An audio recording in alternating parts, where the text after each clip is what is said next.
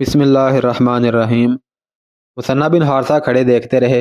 انہوں نے اپنے ساتھیوں سے کہا، امیر المومنین نے ٹھیک کہا تھا کہ اب کوئی ماں خالد بن ولید جیسا بیٹا پیدا نہیں کرے گی۔ وہی صحرا جو رات کو خنک تھا، سورج نکلتے ہی تپنے لگا، اور جب سورج اور اوپر آیا تو زمین سے پانی کے رنگ کے شعلے اٹھنے لگے۔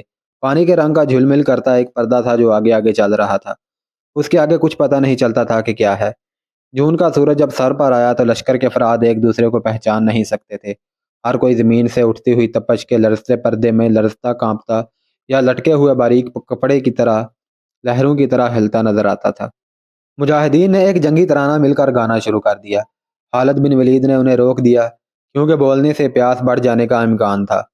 اونٹ کئی کئی دنوں تک پیاسا سفر کر سکتا ہے، لیکن انسان پیدل جا رہا ہو یا اونٹ یا گھوڑے پر سوار ہو، وہ چند گھنٹوں سے زیادہ پیاس برداشت نہیں کر سکتا۔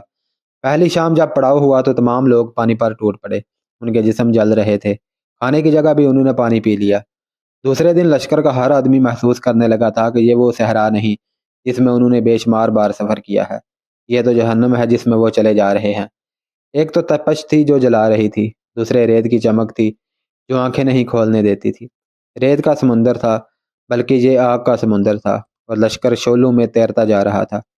تیسرے روز کا سفر اس طرح ہولناک اور اذیت ناک ہو گیا کہ ٹیلو اور نشیب و فراز کا علاقہ شروع ہو گیا تھا۔ یہ ریت اور مٹی کے ٹیلے تھے جو آگ کی دیواروں کی مانند تھے۔ پہلے تو لشکر سیدھا جا رہا تھا، اب تھوڑے تھوڑے فاصلے پر مڑنا پڑتا تھا۔ دیواروں جیسے ٹیلے مجاہدین کو جلا رہے تھے۔ یہاں سب سے زیادہ خطرہ بھٹک جانے کا تھا۔ بعض دیواروں جیسے ٹیلوں کے درمیان جگہ اتنی تانگ تھی کہ اونٹ دونوں طرف رگڑ کھا کر گزرتے تھے۔ اونٹ بدک جاتے تھے کہ ان کے جسموں کے ساتھ گرم لوہا لگایا گیا ہے۔ تیسری شام پڑاؤ ہوا تو سب کے منہ کھلے ہوئے تھے اور وہ آپس میں بات بھی نہیں کر سکتے تھے۔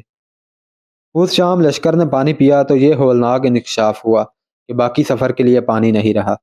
پانی کا ذخیرہ 5 دنوں کے لیے کافی تھا، مگر یہ تیسرے روز ہی ختم ہو گیا۔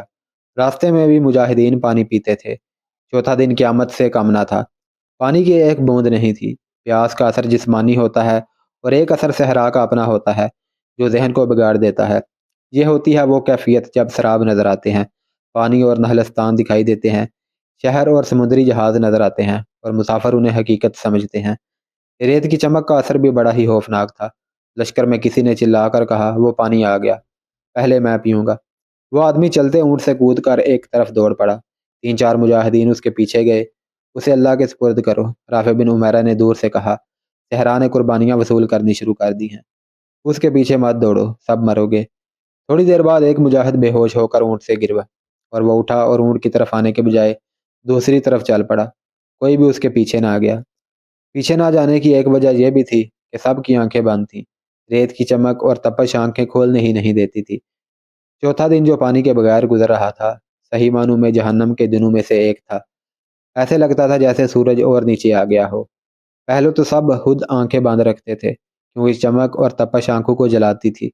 اب آنکھیں کھلتی ہی نہیں تھی۔ اونٹ تک ہارنے لگے تھے۔ کوئی اونٹ بڑی خوفناک آواز نکالتا، بیٹھنے کے لیے اگلی ٹانگوں کو دوہری کرتا اور ایک پہلو پر لڑک جاتا۔ سوار بھی گرتا مگر اس میں اٹھنے کی ہمت نہیں ہوتی تھی۔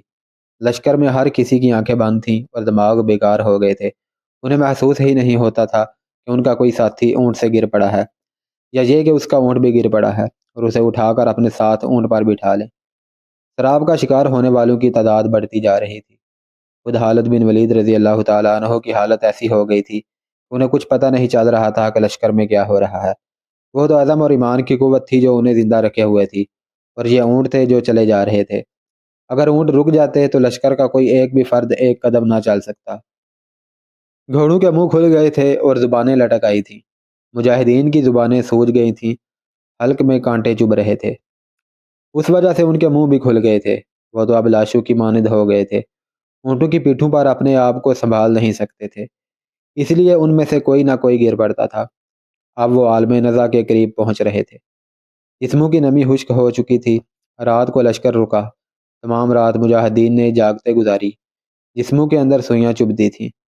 زبانوں کی حالت ایسی تھی جیسے منہ میں کسی نے لکڑی کا ٹکڑا رکھ دیا ہو۔ سفر کے آخری دن کا سورج طلوع ہو کر مجاہدین کو موت کا پیغام دینے لگا۔ کئی مجاہدین اونٹوں پر بے ہوش ہو گئے۔ وہ خوش قسمت تھے جو لڑک کر گرے نہیں۔ یہ لشکر اب ایک لشکر کی طرح نہیں جا رہا تھا۔ اونٹ بکھر گئے تھے، بعض بہت پیچھے رہ گئے تھے، کئی دائیں اور بائیں پھیل گئے تھے، رفتار خطرناک حد تک سست ہو گئی تھی۔ یہ پانی کے بغیر دوسرا دن تھا، اور یہ ایک معجزہ تھا کہ وہ اب بھی زندہ تھے۔ کون سی طاقت تھی جو انہیں زندہ رکھے ہوئے تھی؟ وہ اللہ کا پیغام تھا جو رسول کریم صلی اللہ علیہ وسلم لائے تھے، اور یہ مجاہدین انسانیت کی نجات کے لیے اللہ کا یہ پیغام زمین کے گوشے گوشے تک پہنچانے کے لیے صحرا کی آگ میں سے گزر رہے تھے۔ اللہ نے انہیں بڑی اذیت ناک آزمائش میں ڈال دیا تھا، اور اسی کی ذات انہیں زندہ رکھے ہوئے تھی۔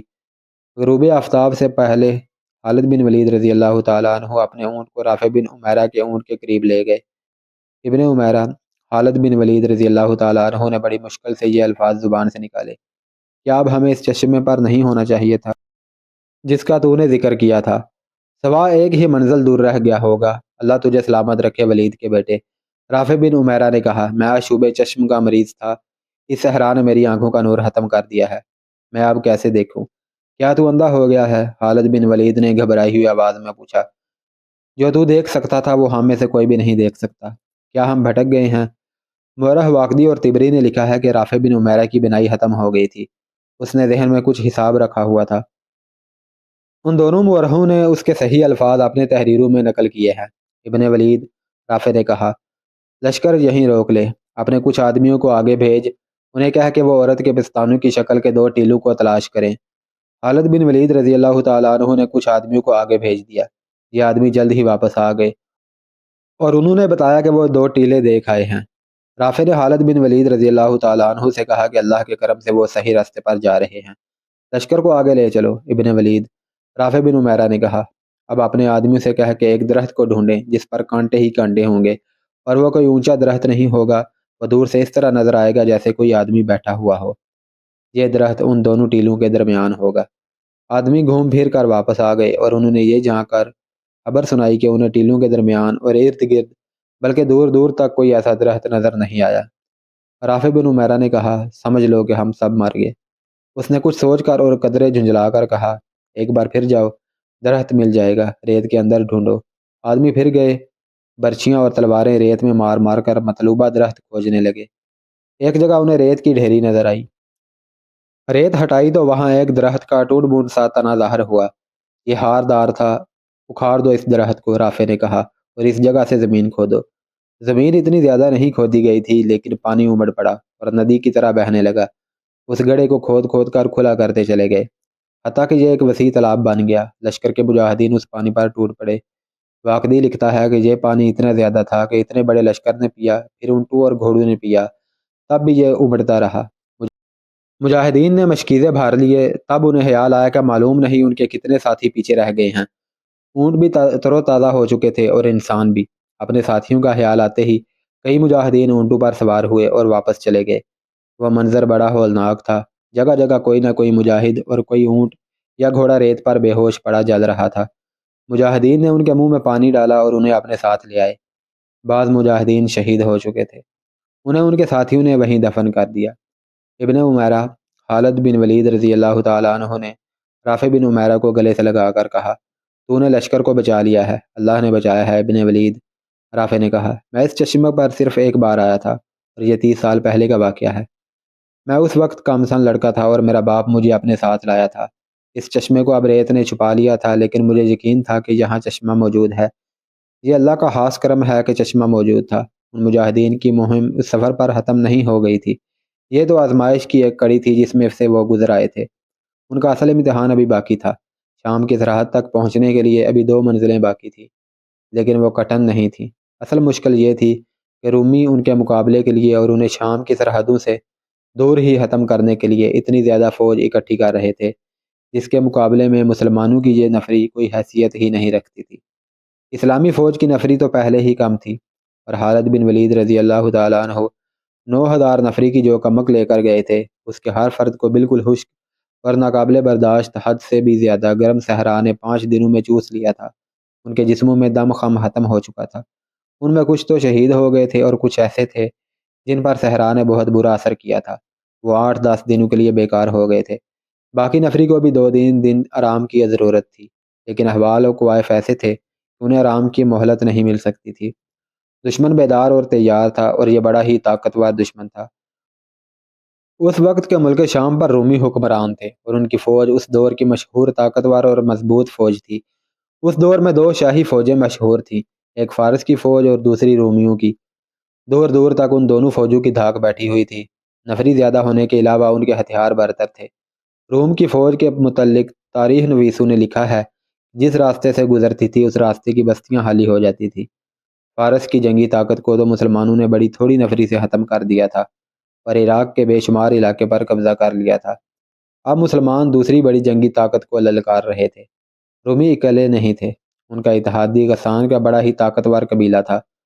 رومی جب ان علاقوں میں آئے تھے تو غسان واحد قبیلہ تھا جس نے رومیوں کا مقابلہ کیا تھا۔ یہ مقابلہ چند دنوں یا مہینوں پر ختم نہیں ہو گیا تھا، بلکہ غسانی بڑی لمبی مدت تک لڑتے رہے تھے۔ رومیوں نے شام کے وسیع علاقے پر قبضہ کر لیا تو بھی غسانی لڑتے رہے۔ وہ رومی فوج کی سرحدی چوکیوں پر شب خون مارتے رہتے اور کبھی رومیوں کے مقبوضہ علاقے میں دور اندر جا کر بھی حملے کرتے رہتے۔ غسانی اور رومیوں کی یہ جنگ نسل در نسل چلتی رہی۔ آخر رومیوں کو تسلیم کرنا پڑا کہ غسانی ایک قبیلہ نہیں، قوم ہے اور انہیں تہ و تیگ نہیں کیا جا سکتا۔ چنانچہ رومیوں نے غسانیوں کی الگ قومی حیثیت تسلیم کر لی اور انہیں شام کا کچھ علاقہ دے کر انہیں اس طرح کی خود مختاری دے دی کہ ان کا اپنا بادشاہ ہوگا اور وہ کسی حد تک روم کے بادشاہ کے ماتحت ہوگا۔ یہ بڑا پرانا واقعہ ہے۔ وقت گزرنے کے ساتھ غسانی قبیلہ ایسی صورت اختیار کر گیا، اس کے شاہی خاندان کو روم کا شاہی خاندان سمجھا جانے لگا۔ آج کے اردن اور جنوبی شام پر غسانیوں کی حکمرانی تھی۔ یہ بھی رومیوں کی طرح ایک بادشاہی تھی جس کی فوج منظم اور طاقتور تھی اور اسے ہتھیاروں کے معاملے میں بھی برتری حاصل تھی۔ اس بادشاہی کا پایا تحت بصرہ تھا۔ مسلمان رومیوں اور غسانیوں کو للکار کر بہت بڑا خطرہ مول لے رہے تھے۔ جنگ کا یہ دستور ہے کہ حملہ آور فوج کی نفری اس ملک کی فوج سے 3 گنا نہ ہو تو دگنی ضرور ہونی چاہیے، کیونکہ جس فوج پر حملہ کیا جاتا ہے وہ کلا بند ہوتی ہے اور وہ تازہ دم بھی ہوتی ہے۔ حملہ آور فوج بڑا لمبا سفر کر کے آتی ہے، اس لیے وہ تازہ دم نہیں ہوتی۔ جس فوج پر حملہ کیا جاتا ہے وہ اپنے ملک میں ہوتی ہے، جہاں اسے رسد اور کمک کی سہولت موجود ہوتی ہے۔ اس کے مقابلے میں حملہ آور فوج اس سہولت سے محروم ہوتی ہے۔ وہاں کا بچہ بچہ حملہ آور فوج کا دشمن ہوتا ہے۔ مسلمان جب شام پر حملہ کرنے گئے تو ان کی نفری 37,000 تھی۔ 28,000 پہلے وہاں موجود تھی اور کم و بیش 9,000 خالد بن ولید لے کر گئے تھے۔ یہ 9,000 مجاہدین فوری طور پر لڑنے کے قابل نہیں تھے۔ جس ملک پر وہ حملہ کرنے گئے تھے وہاں کم و بیش 1.5 لاکھ نفری کی تازہ دم فوج موجود تھی اور مقابلے کے لیے بالکل تیار۔ 5 دنوں کے بھیانک سفر کے بعد جب مجاہدین نے چشمے سے پانی پی لیا، کھانا بھی کھا لیا، تو ان پر غنودگی کی طاری ہونا قدرتی تھا۔ انہیں متوقع تھی کہ انہیں کچھ دیر آرام کی مہلت ملے گی۔ آرام ان کا حق بھی تھا، لیکن اپنے سالار اعلیٰ خالد بن ولید کو دیکھا۔ خالد بن ولید اب اونٹ کے بجائے اپنے گھوڑے پر سوار تھے۔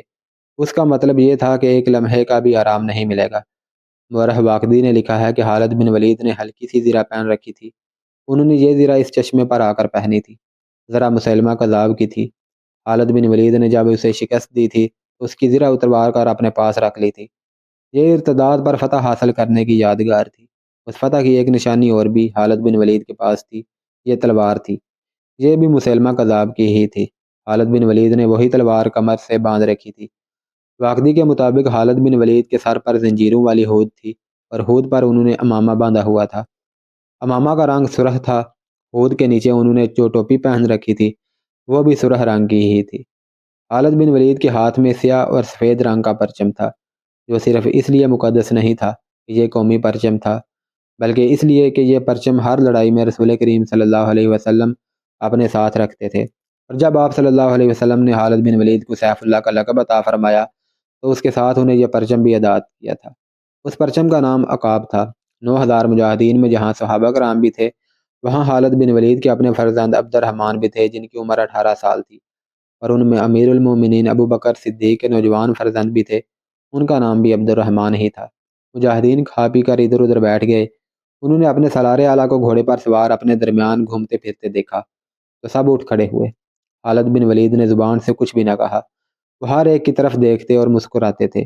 ان کی ہود اور زرہ دیکھ کر اور ان کے ہاتھ میں رسول اللہ صلی اللہ علیہ وسلم کا پرچم دیکھ کر مجاہدین سمجھ گئے کہ ان کے سالار اعلیٰ چلنے کو تیار ہیں۔ تمام مجاہدین کسی حکم کے بغیر اٹھ کھڑے ہوئے اور اپنے اونٹوں کے بجائے گھوڑوں پر سوار ہو گئے۔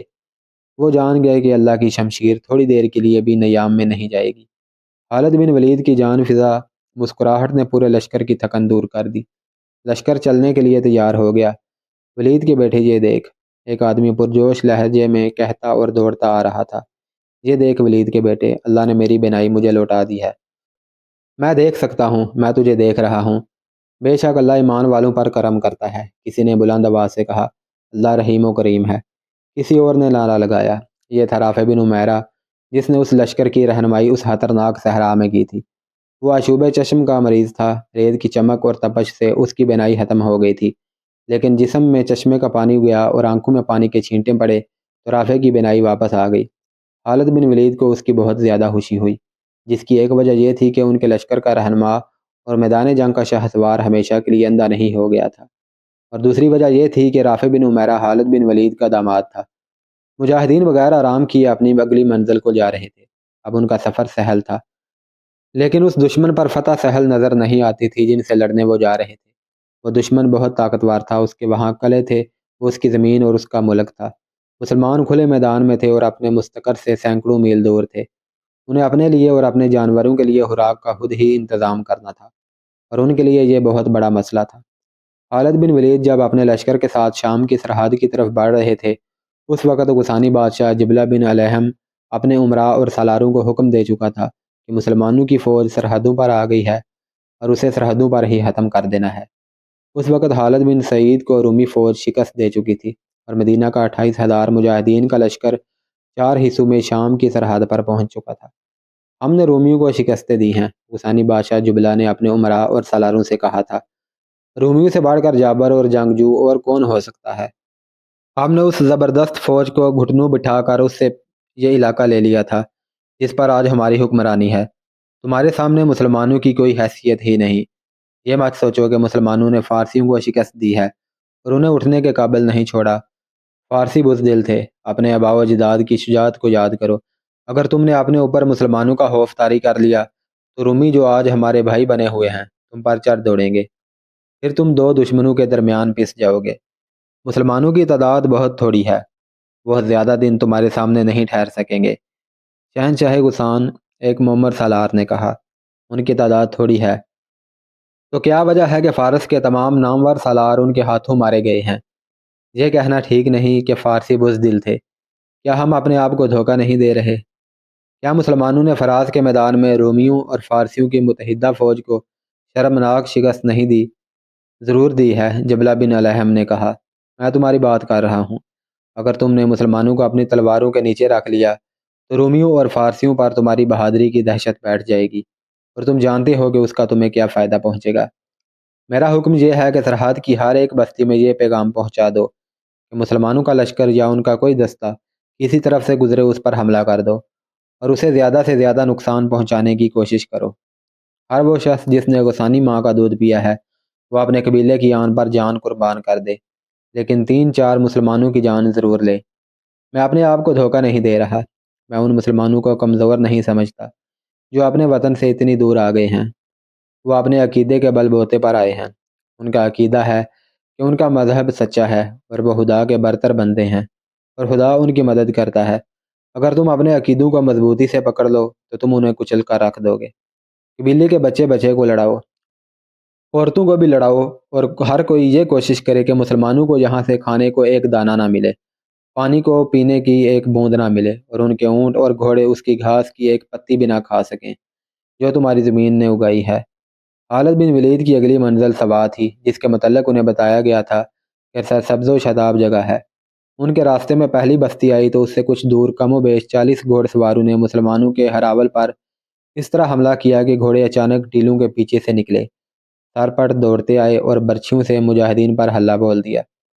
مجاہدین بھی شاہ سوار تھے اور اس طرح کی چھاپہ مار لڑائی میں مہارت رکھتے تھے، اس لیے انہیں زیادہ نقصان نہیں اٹھانا پڑا۔ کچھ مجاہدین زخمی ہو گئے اور انہوں نے حملہ آور سواروں میں سے 3-4 کو گرا لیا۔ یہ غسانی سوار تھے جنہوں نے پہلے حملے میں مسلمانوں کو بتا دیا تھا کہ وہ لڑنا جانتے ہیں اور ان میں لڑنے اور مرنے کا جذبہ بھی موجود ہے۔ وہ حلہ بول کر آگے نکل گئے اور بکھر گئے تھے، دور جا کر وہ پھر واپس آئے۔ اب مسلمان پوری طرح تیار تھے۔ غسانیوں نے حلہ بولا، وہ برچھیوں اور تلواروں سے مسلح تھے۔ مسلمانوں نے انہیں گھیرے میں لینے کی کوشش کی لیکن وہ بجگری سے لڑتے ہوئے نکل گئے۔ ان کا انداز جم کر لڑنے والا تھا ہی نہیں۔ تقریباً اتنے ہی غسانی سواروں نے مجاہدین کے لشکر کے عقبی حصے پر حملہ کیا۔ یہ بھی چھاپہ مار قسم کا حملہ تھا۔ گھوڑے سر پر دوڑتے آئے اور آگے نکل گئے۔ خالد بن ولید لشکر کے وسط میں تھے۔ انہیں اطلاع ملی تو انہوں نے لشکر کی ترتیب بدل دی، لیکن وہ لشکر کو زیادہ نہ پھیلا سکے کیونکہ وہ علاقہ ہموار نہیں تھا۔ کچھ دیر بعد خالد بن ولید کے سامنے چند ایک غسانی قیدی لائے گئے۔ انہیں مجاہدین نے گھوڑوں سے گرا لیا تھا۔ ان سے جب جنگی نوعیت کی معلومات حاصل کی جانے لگی تو ان سب نے بڑی جرت سے باتیں کی۔ تم جدھر جاؤ گے تم پر حملے ہوں گے، ایک قیدی نے کہا۔ جب آدمی نہیں ہوں گے وہاں تم پر عورتیں حملہ کریں گی، ایک اور قیدی نے کہا۔ تمہیں کس نے بتایا ہے کہ ہم تمہارے دشمن ہیں؟ خالد بن ولید رضی اللہ تعالیٰ عنہ نے پوچھا۔ دشمن نہیں تو یہاں کیوں آئے ہو؟ ایک قیدی نے جواب دیا۔ ان قیدیوں نے اور کچھ نہ بتایا کہ ان کی فوج کی تعداد کتنی ہے اور کہاں کہاں ہے۔ ان سے یہ پتہ چل گیا کہ تمام سرحدی بستیوں میں ان کے بادشاہ کا یہ حکم پہنچا تھا کہ مسلمانوں پر حملے کرتے رہیں تاکہ جب مسلمان غسانیوں کی فوج کے مقابلے میں آئیں تو وہ تھکے ہوئے ہوں اور کمزور ہو چکے ہوں۔ یہاں سے تمہیں اناج کا ایک دانہ نہیں ملے گا، ایک قیدی نے کہا۔ پینے کو پانی کا ایک قطرہ نہیں ملے گا، تمہارے اونٹوں اور گھوڑوں کو ہم بھوکا مار دیں گے، ایک اور قیدی نے کہا۔ ہماری زمین سے یہ گھاس کی ایک پتی نہیں کھا سکیں گے، کیا تمہاری موت تمہیں یہاں لے آئی ہے؟ ایک اور قیدی بولا۔ لڑنے آئے تھے تو خالد بن ولید کو ساتھ لاتے، ایک اور قیدی نے کہا۔ وہ آ جاتا تو تم کیا کرتے؟ خالد بن ولید نے پوچھا۔ سنا ہے اس کے سامنے اس کا کوئی دشمن پاؤں پر کھڑا نہیں رہ سکتا، قیدی نے جواب دیا۔ اور سنا ہے وہ بڑا ظالم ہے، قیدیوں کو اپنے ہاتھوں قتل کر دیتا ہے۔ اگر وہ اتنا ظالم ہوتا تو تم اس وقت اپنے پاؤں پر کھڑے نہ ہوتے، خالد بن ولید نے کہا۔ تمہارے سر تمہارے کندھوں پر نہ ہوتے۔ کہاں ہے وہ؟ قیدی نے پوچھا۔ تمہارے سامنے کھڑا ہے، خالد بن ولید نے مسکراتے ہوئے کہا۔ میں تمہاری بہادری کی تعریف کرتا ہوں، ایسا حملہ بہادر کیا کرتے ہیں جیسا تم نے کیا ہے۔ تمام قیدیوں پر خاموشی طاری ہو گئی تھی اور وہ حیرت زدہ تاثر چہروں پر لیے خالد بن ولید کو دیکھ رہے تھے۔ کیا تم مجھ سے ڈر رہے ہو کہ میں تمہیں قتل کر دوں گا؟ خالد بن ولید نے پوچھا۔ ان میں سے کوئی بھی نہ بولا۔ نہیں، خالد بن ولید نے خود ہی اپنے سوال کا جواب دیا۔ تمہیں قتل نہیں کیا جائے گا، تمہارے بہت سے بھائی ابھی ہماری قید میں آئیں گے، کسی کو قتل نہیں کیا جائے گا، قتل وہی ہوگا جو ہمارے مقابلے میں آئے گا۔ کیا تم غسان کے لشکر کے آدمی ہو؟ نہیں، ایک قیدی نے جواب دیا۔ ہم اس بستی کے رہنے والے ہیں۔ تم میرا نام کس طرح جانتے ہو؟ خالد بن ولید نے پوچھا۔ ابن ولید، ایک ادھیڑ عمر قیدی نے جواب دیا۔ تیرا نام غسان کے بچے بچے نے سنا ہوا ہے، غسان کی فوج تیرے نام سے واقف ہے۔ فارس کی فوج کو شکست دینے والا سالار عام قسم کا انسان نہیں ہو سکتا، لیکن ابن ولید اب تیرا مقابلہ قبیلہ غسان سے ہے۔ خالد بن ولید اس شخص کے ساتھ بحث نہیں کرنا چاہتے تھے۔ انہوں نے اس کے ساتھ اور دوسرے قیدیوں کے ساتھ دوستانہ انداز میں باتیں جاری رکھیں اور ان سے کچھ باتیں معلوم کر لیں۔ مورخ واقدی نے لکھا ہے کہ خالد بن ولید کو اندازہ ہی نہیں تھا کہ غسانیوں اور رومیوں تک ان کا صرف نام ہی نہیں پہنچا تھا، بلکہ ان کے نام کے ساتھ کچھ روایتیں اور حکایتیں بھی پہنچ گئی تھیں۔ بعض لوگ خالد بن ولید کو مافوق الفطرت شخصیت سمجھنے لگے تھے۔ خالد بن ولید آگے بڑھتے گئے۔ غسانیوں کے گروہوں نے دو اور جگہوں پر مسلمانوں کے لشکر پر حملہ کیا۔ ایک حملہ جو چھاپہ مار قسم کا تھا، خاصا سخت تھا۔ مسلمان چونکہ چوکس اور تیار تھے اس لیے ان کا زیادہ نقصان نہ ہوا، حملہ آوروں کا جانی نقصان زیادہ ہوا۔ خالد بن ولید کو قیدیوں سے معلوم ہو چکا تھا کہ ان پر ان حملوں کا مقصد کیا ہے۔ انہوں نے سوچا کہ اس طرح مزاحمت جاری رہی تو انہیں اپنے لشکر کے کھانے پینے کے لیے بھی کچھ نہیں ملے گا۔ وہ صبا کے قریب ظہر اور عصر کے درمیان پہنچے تو انہیں بڑا ہی وسیع سبزہ زار نظر آیا۔ اس میں بے شمار بھیڑیں، بکریاں اور مویشی چر رہے تھے۔ یہ وسیع چراگاہ تھی، اس کے قریب صبا کی بستی تھی۔ خالد بن ولید نے اس خیال سے کہ پیشتر اس کے کہ ان پر حملہ ہو، انہوں نے حکم دیا کہ تمام بھیڑ، بکریاں اور مویشی پکڑ لیے جائیں اور انہیں کھانے کے لیے اور ان میں جو دودھ دینے والے جانور تھے انہیں دودھ کے لیے استعمال کیا جائے۔ مجاہدین ان جانوروں کو پکڑنے لگے تو بستی والوں نے مسلمانوں پر حملہ کر دیا۔ غسانیوں کے گھوڑے اچھے تھے اور ان کے ہتھیار بھی اچھے تھے، لیکن مسلمانوں کے آگے زیادہ دیر نہ ٹھہر سکے۔ خالد بن ولید رضی اللہ تعالیٰ عنہ نے چراگاہ پر قبضہ کر لیا۔ جب بستی میں گئے تو وہاں لڑنے والا ایک آدمی بھی نہیں تھا۔ وہ بوڑھے تھے اور عورتیں تھیں اور بچے تھے۔ مسلمانوں کو دیکھ کر وہ بھاگنے لگے۔ عورتیں اپنے بچوں کو اٹھائے چھپ گئیں یا بھاگ اٹھیں۔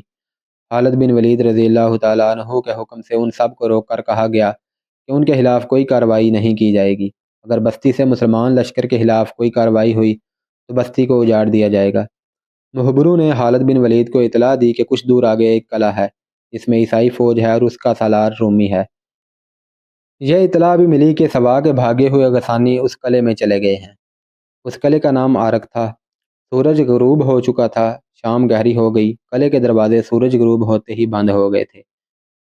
اس کے بعد قلعے کے سنتریوں کو جو دیوار پر ٹہل رہے تھے گھوڑوں کے ٹاپ سنائی دیے۔ سنتریوں نے خبردار ہوشیار کی صدائیں لگانی شروع کر دی۔ کماندار دیوار پر گئے اور نیچے دیکھا، بہت سے گھوڑے دوڑے آ رہے تھے۔ وہ قلعے کے بڑے دروازے پر آ کر رک گئے۔ ابھی اور گھوڑے اور اونٹ آ رہے تھے۔ کون ہو تم لوگ؟ دروازے کے اوپر ایک برج سے ایک کماندار نے پوچھا۔ ہم غسانی ہیں، باہر سے ایک سوار نے جواب دیا۔ مسلمانوں کا لشکر آ رہا ہے۔ ہم نے صبح میں انہیں روکنے کی کوشش کی تھی لیکن ہم ان کے مقابلے میں جم نہ سکے۔ ہم بستی میں جاتے تو مسلمان ہمیں زندہ نہ چھوڑتے۔ کیا تم پناہ لینے آئے ہو؟ پناہ بھی لیں گے، ایک غسانی سوار نے جواب دیا، اور مسلمانوں کے خلاف لڑیں گے بھی۔ تمہیں ہماری ضرورت ہوگی۔ رومی سالار کو بلایا گیا۔ اس نے ان لوگوں سے اپنی تسلی کے لیے کئی سوال کیے اور ان کے لیے قلعے کا دروازہ کھول دیا۔ انہوں نے رومی سالار کو تفصیل سے بتایا کہ مسلمانوں کی نفری کتنی ہے اور اب وہ کہاں ہیں۔ اگلی صبح طلوع ہوئی تو خالد بن ولید کا لشکر قلعے تک پہنچ گیا تھا اور قلعے کو محاصرے میں لے رہا تھا۔ عیسائی فوج جو قلعے میں تھی قلعے کی دیواروں پر چلی گئی اور فوج کا ایک حصہ قلعے کے بڑے دروازے سے کچھ دور کھڑا ہو گیا۔ اس حصے کو ایسے صورتحال کے لیے تیار رکھا گیا تھا کہ دروازہ ٹوٹ جائے تو یہ دستہ حملہ آوروں کو اندر نہ آنے دے اور حکم ملنے پر باہر جا کر مسلمانوں پر حملہ کرے۔ قلعے کے باہر للکار اور نعرے گرج رہے تھے۔ قلعہ ہمارے حوالے کر دو، خالد بن ولید کے حکم سے رافع بن عمیرہ نے بلند آواز سے کہا، ورنہ ہر غسانی قتل ہونے کے لیے تیار ہو جائے۔ ہتھیار ڈال دو اور کسی کو باہر بھیجو جو ہمارے ساتھ صلح کی شرطیں طے کرے۔ اے مسلمانوں، اوپر سے ایک کماندار نے للکار کر کہا، یہ قلعہ تمہیں اتنی آسانی سے نہیں ملے گا۔ واقدی لکھتا ہے کہ قلعہ میں ایک ضعیف العمر عالم تھا۔ اس نے رومی سالار کو بلایا۔ اس عالم کی قدر و منزلت تھی اور غسانی اس کا حکم مانتے اور اس کی ہر بات کو برحق تسلیم کرتے تھے۔ کیا اس فوج کا پرچم کالے رنگ کا ہے؟ عالم نے پوچھا۔ ہاں مقدس باپ، رومی سالار نے جواب دیا، ان کا جھنڈا نظر آ رہا ہے جو سفید اور کالے رنگ کا ہے۔